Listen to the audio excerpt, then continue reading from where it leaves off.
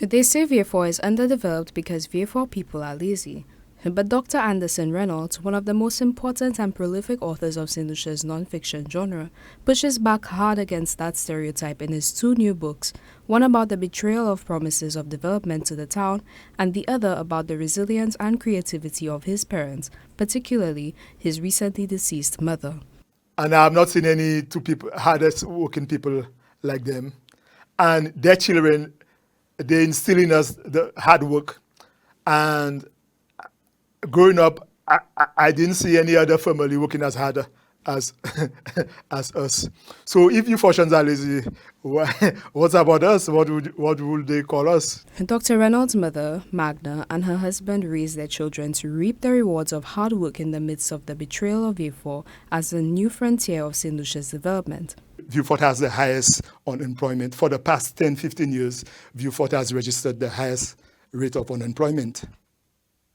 And Vieux Fort, according to the statistics, is the third poorest of all districts. Vieux Fort's natural assets suggest that it should be one of the richest communities in Saint Lucia. The topography is more than just suitable for development.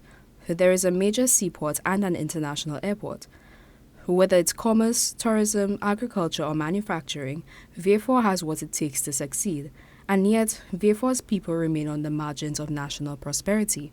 Vieux Fort, the history of the district with probably the most usable land is the history of landlessness.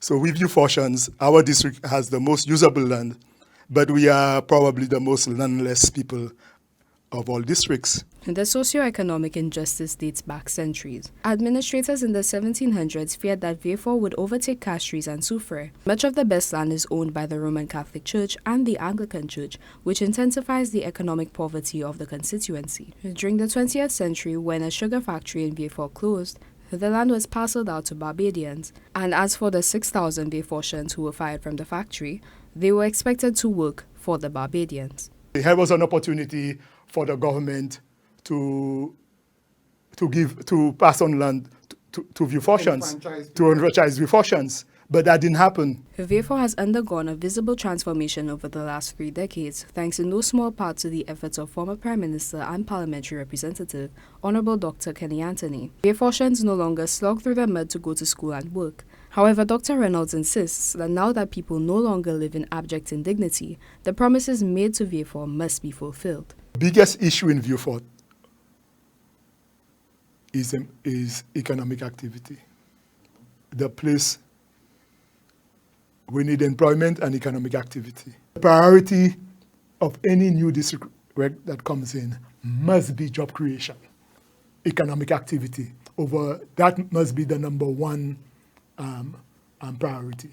The Promised Land and Magna are now available for purchase, and Dr. Reynolds will be on a national book signing tour in the coming weeks and along the road to the next election.